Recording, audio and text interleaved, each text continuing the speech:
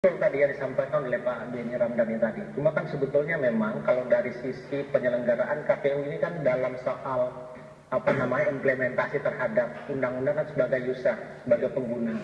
Nah oleh karena itu ya tentu di banyak hal dalam bagaimana kemudian mengatur pelaksanaan pilkada tetap juga ada bingkai hierarkinya yang mesti harus dipenuhi oleh semua penyelenggara pemilu baik dari KPU pusat sampai dengan tingkat bawah.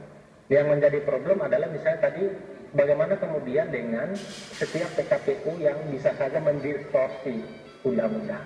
Nah tentu kalau kita kembalikan dalam kewenangan KPU itu juga yang menjadi problem karena kita setiap kali misalnya KPU RI setiap kali mengajukan rancangan peraturan KPU itu mesti harus dikonsultasikan ke DPR. Nah itu yang kemudian oleh KPU beberapa pegiat pemilu di Jakarta mengajukan uji materi terhadap ketentuan undang-undang ini agar setiap PKPU yang akan diundangkan atau disahkan oleh Kemenkumham itu tidak melalui proses konsultasi DPR, sehingga juga KPU punya kewenangan besar terkait kewenangan yang lebih besar terkait dengan itu. Makanya kenapa sampai KPU harus berhadapan dengan soal ada calon yang kemudian muncul karena kepengurusan yang ganda tadi di dua partai itu, atau misalnya dalam bagaimana menentukan status calon tunggal yang ada di satu daerah.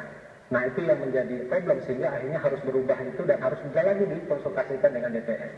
Nah hal lain saya kira terkait dengan calon independen itu sudah ada putusan dari MK, jadi tidak lagi berdasarkan pada ketentuan harus berdasarkan jumlah penduduk dari 8,5% misalnya untuk kategori di Sulawesi Utara, ketentuannya sudah berdasarkan pada jumlah pemilih di daftar pemilih tetap terakhir di satu daerah. Jadi kalau misalnya untuk menentukan calon independen, misalnya kalau masih berlakukan undang-undang yang sama untuk calon independennya masih tetap ada, maka dia mengajunya ke DPT terakhir 2015. Nah seperti itu ketentuannya, tidak lagi. Tidak lagi berdasarkan pada jumlah penduduk. Nah itu yang kemudian progresnya sehingga mudah-mudahan akan bisa dievaluasi dan proses perubahan undang-undangnya akan bisa seperti itu, termasuk mengakomodir putusan soal calon tunggal itu, karena ruang dikonsultasi atau ruang di rancangan peraturan yang harus dirubah oleh KPU tidak ada, maka uji materi yang dibuka, uji materi calon independen kemudian diakomodir, kemudian calon tunggal diakomodir lewat putusan Mahkamah Konstitusi. Nah ini yang kemudian akan dimasukkan dalam revisi undang-undang 8 2015. Nah hal lain saya kira ini terkait dengan memang kita akan evaluasi apa yang kira-kira tadi yang disampaikan oleh Pak Dr. Joni Lenggong tadi, Pak Beni juga terkait dengan tingkat partisipasi ini. Ya kita akan coba evaluasi sejauh mana kira-kira hubungan antara rendahnya tingkat partisipasi dengan kinerja penyelenggara pemilu, karena jauh sebelum itu 8 bulan kita cukup intens untuk membangun banyak program untuk kira-kira mendekatkan pemilih pada setiap penyelenggaraan pemilu. Nah, cuma kita memang tidak boleh hanya bisa berharap pada penyelenggara pemilu, karena misalnya tadi disentil, kenapa soal efisiensi anggaran pilkada itu justru naik?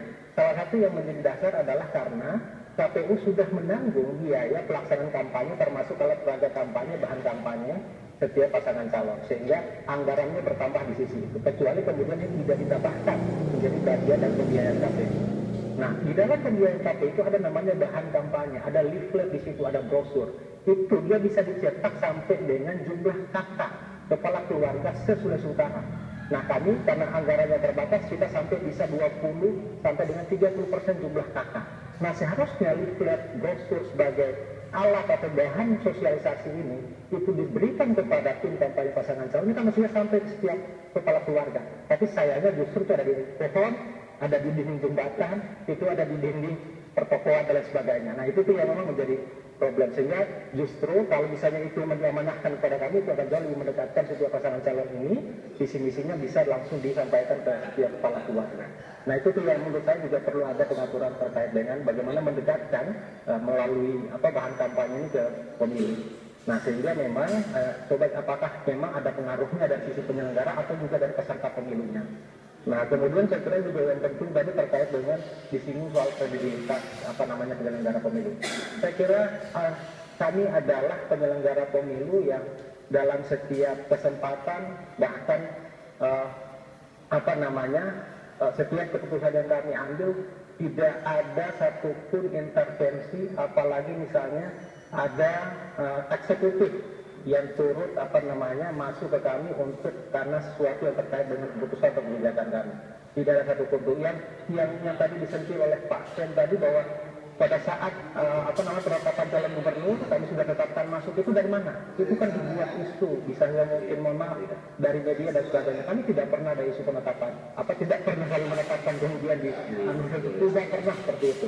Nah, terkait dengan Manado kan sebetulnya kalau kita kembalikan kan kita tidak semata-mata dasar bahwa KPU menafsirkan, tidak, tapi juga berdasarkan pada hasil kajian rekomendasi oleh penyelenggara pemilu yang lain seperti Bawaslu, yang kemudian pada sejak awal KPU sudah meloloskan karena sudah disesuaikan dengan ketentuan ketika ada secara atributif surat edaran mengatur itu. Tapi ketika misalnya ada rekomendasi itu, maka wajib bagi kami untuk menindaklanjuti itu berdasarkan kajian dan konsultasi ke KPU sehingga kemudian